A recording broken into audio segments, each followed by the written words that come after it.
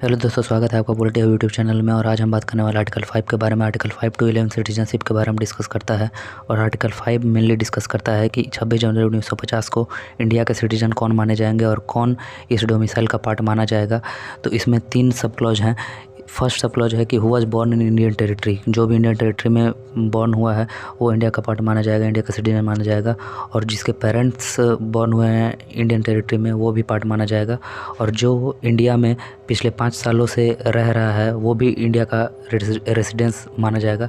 यहाँ पे every person include करता है एक प्रिजनर को भी और एक मेंबर ऑफ आर्म्ड फोर्सेस को भी। आर्म फोर्स मतलब सिर्फ मिलिट्री वाले लोग नहीं, जो वहाँ के चौकीदार हैं, कुक हैं, उनको भी इंडियन सिटीजनशिप मिलेगा। क्योंकि ये उस समय कॉन्स्टिट्यूशन लागू हुआ था और उस समय से पहले हम और पाकिस्तान वाले लगभग सेम ही थे, एक ही कंट्री का पार्ट थे, इसलिए इतना छूट दिया गया था इस आर्टिकल में। धन्यवाद दोस्तों। आज हम बात करने वाले हैं आर्टिकल 6 के बारे में। तो आर्टिकल 6 डिस्कस करता है सिटीजनशिप के कुछ कंडीशंस उनके लिए जो इंडिया के पार्टीशन के बाद पाकिस्तान से इंडिया आए हैं, या फिर इंडिया के पाकिस्तान पार्टीशन के जस्ट पहले वो इंडिया आए हैं पाकिस्तान से।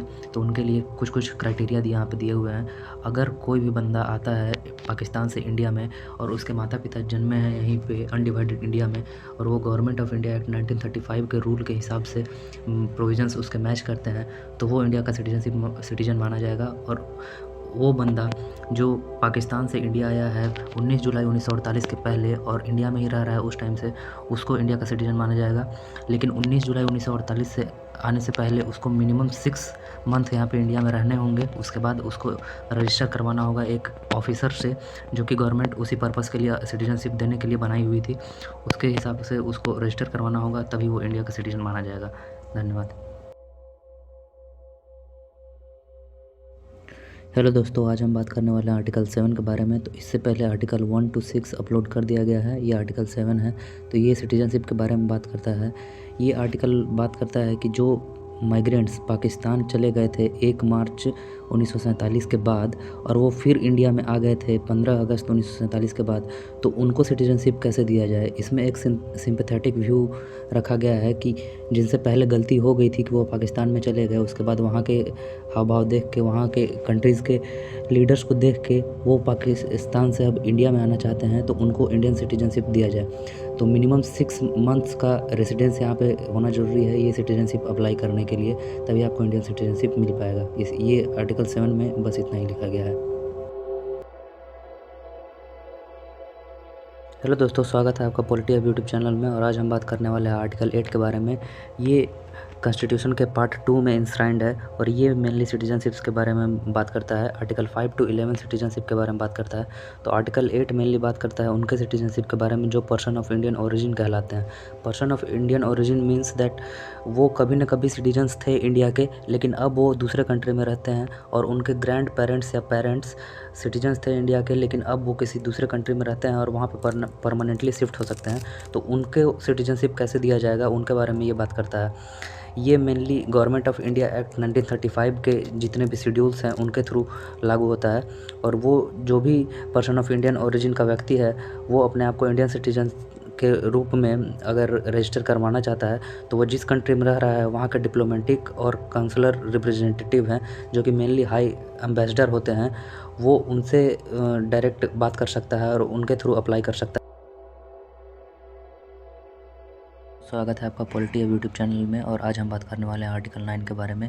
ये कॉन्स्टिट्यूशन के पार्ट 2 में दिया हुआ है और ये सिटीजनशिप से रिलेटेड बात करता है। तो आर्टिकल 9 का मेन मोटिव यही है कि कोई भी बंदा अगर फॉरेन स्टेट का अगर वो सिटीजनशिप एक्वायर करता है तो उसका इंडियन सिटीजनशिप है वो अपने आप टर्मिनेट माना जाएगा और वो इंडिया का सिटीजन अब नहीं रहेगा और वो यहाँ के इलेक्शंस में वोट नहीं कर सकता है और यहाँ के स्कीम्स जो हैं उसको बेनिफिट नहीं ले सकता है। तो इसका मेन पर्पस यही था कि अगर कोई एनआरआई अगर काम करने गया बाहर, जैसे अमेरिका में गया, तो वो अगर अमेरिका का सिटीजनशिप ले लिया, वहाँ का ग्रीन कार्ड अगर परमानेंट रेजिडेंस ले लिया, तो वो यहाँ के सिटीजनशिप से अपने आप टर्मिनेट कर दिया जाएगा और वो इंडिया का सिटीजन नहीं माना जाएगा। वो एज एन एनआरआई ट्रीट किया जाएगा या फिर as an overseas citizen of India declare किया जाएगा। या फिर पर्सन ऑफ इंडियन ओरिजिन भी अगर वो एक जनरेशन से ज़्यादा रह सकता है तो उसको person of Indian origin declare कर दिया जाएगा। धन्यवाद। तो आज हम बात करने वाले हैं आर्टिकल 10 के बारे में। तो आर्टिकल 10 जो सिटीजनशिप का है वो सेकंड लास्ट आर्टिकल है इस पार्ट का। तो इसमें मेनली बात किया गया है कि जो राइट ऑफ सिटीजनशिप है वो कैसे कंटिन्यू किया जाएगा। जैसे बहुत कोई को प्रॉब्लम होता है कि कहीं उनका सिटीजनशिप 5 साल बाद 10 साल बाद अगर वो रजिस्टर करवाए हैं तो वो अपने आप टर्मिनेट तो नहीं हो जाएगा, वो अपने आप एक्सपायर तो नहीं हो जाएगा। तो वो उसी के बारे में बात करता है आर्टिकल 10। आर्टिकल 10 कहता है कि जो भी पर्सन सिटीजन है इंडिया का वो सारे प्रोविज़न को अगर मैच कर रहा है और सारे में से किसी एक प्रोविज़न को मैच कर रहा है जो भी पार्ट 2 में दिया हुआ है तो वो कंटिन्यू करेगा as a citizen of India. और अगर वो किसी दूसरे देश का जो सिटीजनशिप है वो वॉलंटरली नहीं लेता है तो उसकी सिटीजनशिप टर्मिनेट भी नहीं होगी और वो कंटिन्यू करेगा एज एन इंडियन सिटीजन। और इसके बारे में हमेशा पार्लियामेंट एक्ट बनाते रहेगा इन कंसेक्यूटिव ईयर्स और कॉन्स्टिट्यूशनल अमेंडमेंट करते रहेगा जिसके थ्रू ये सारी बातें क्लियर होती रहेगी। हेलो दोस्तों, स्वागत है आपका पॉलिटी अब यूट्यूब चैनल में। और आज हम बात करने वाले हैं आर्टिकल 11 के बारे में। ये लास्ट आर्टिकल है सिटीजनशिप पार्ट का। तो इसमें बात किया जाता है कि पार्लियामेंट जो भी सिटीजनशिप का राइट है वो रेगुलेट कर सकता है किसी भी लॉ के माध्यम से। अगर कोई भी कॉन्स्टिट्यूशनल अमेंडमेंट या फिर कोई ऑर्डिनरी स्टैट्यूटरी लॉ पास करना है तो वो पार्लियामेंट के हाथों रहेगा, ना कि स्टेट व स्टेट के हाथों। स्टेट के हाथों सिटीजनशिप के मामले में कोई भी पावर नहीं रहेगा। सारे पावर्स पार्लियामेंट को दिए गए हैं, सेंट्रल गवर्नमेंट को दिए गए हैं। और सेंट्रल गवर्नमेंट अपने हिसाब से जैसे रूल बनाना चाहेगी सिटीजनशिप को ग्रांट करने के लिए, उसको टर्मिनेट करने के लिए, उसके एक्विजिशन को करने के लिए, तो वो अपने हिसाब से बना सकती है और चेंज कर सकती है अपने टाइम के हिसाब से। Thank you.